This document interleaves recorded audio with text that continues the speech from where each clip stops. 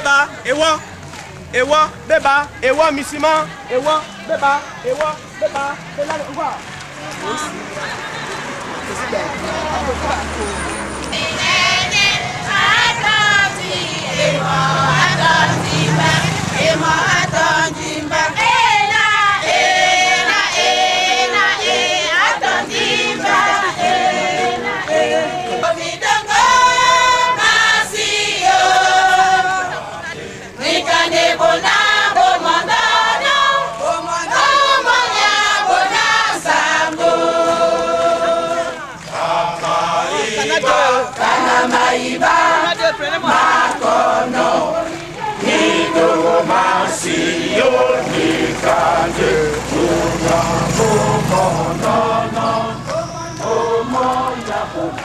Déverse ton esprit de grâce sur ces chorales afin qu'elles puissent renaître de leurs cendres.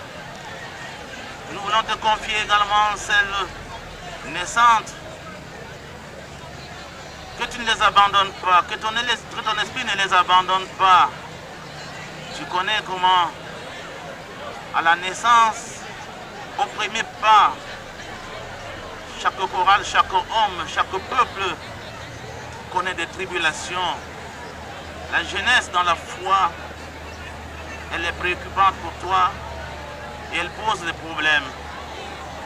Seigneur, renouvelle ton esprit sur celle-là aussi, afin qu'elle puisse te glorifier, parce que tu attends de chacune de tes chorales, de Mécam, la louange. Oui, Seigneur, nous te les confions donc, ces chorales mourantes et refroidies, ainsi que celles qui sont naissantes, que tu les soutiennes dans la longue marche avec toi, dans la longue marche pour ta gloire et pour ta glorification. Seigneur, viens donc et soutiens. Viens donc et bénis Mécam avec toutes ces chorales. Bénis ton église, l'église évangélique du Cameroun, répartie dans tout le pays, mais surtout soutenue par ces chorales qui doivent faire la force. À toi soit la gloire, l'honneur et la puissance. Amen.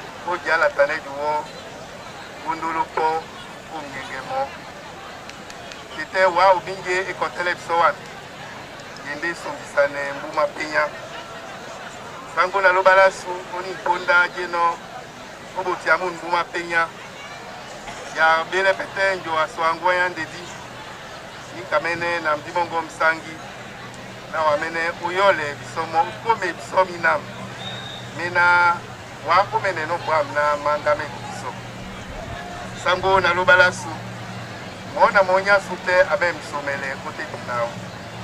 Ya baisende wana son. Wamene unamse mlongi dina mlongi sise. De asango. Umbuya bati edibasu tobo tobo. Ola babongi ya mlema. Nde na welisane pe. Uwele singane bane balongi.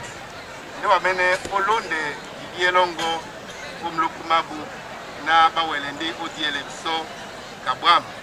Mawelende odiele biso ubsa mwaye mwena wawa alumiano babo na makombe sese mabenge sikime mabenge lanya sango na lobala su molape babo tobo tobo na wabiye bolibolo jala tane na mwemba mongo mwemba mamunango Yesu Kristo adiele nopso dedibina mamese matombande otete na ikombwasu ya Cameroun ikombo yena ya diabele na babe na wa utotino uteseno boso ina disoa yola ni kande ya ba iseno na ba di libasu wamene kule babo die li dongame na ba wele diele ikombasu tabwa ben kita uba isewa alubala bwa na landijiison tongya na inson di ba iseno wa wamene no disenja kwasu kata moyo mwa ndi ba iseno tongya na munango na mfungira Yesu Kristo.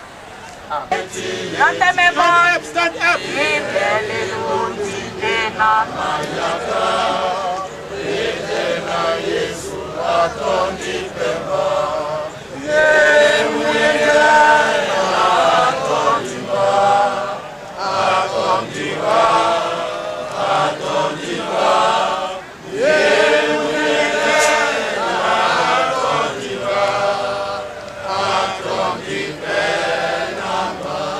na ne Yesu Kristo ngena nubisa bisona yetena ditubiana tibolande ben bena wa momoleno bisoto ngwana mona akitenya suyomo ina longo tibabe yana longo ti jemi alongo tulabewasi kana jinomo ula soda wenge kana nyamese na sisa limese amen do onyola diele la ni ponda elongite eje owumao na edemo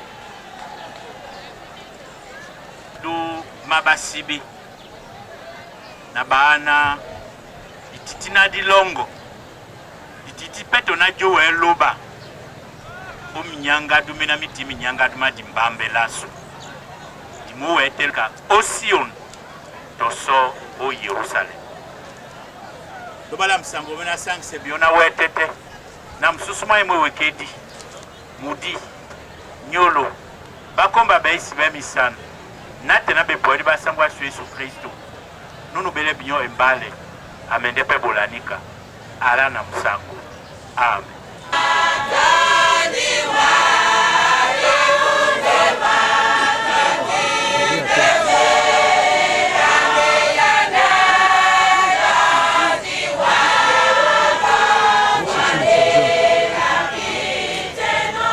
Comme ça,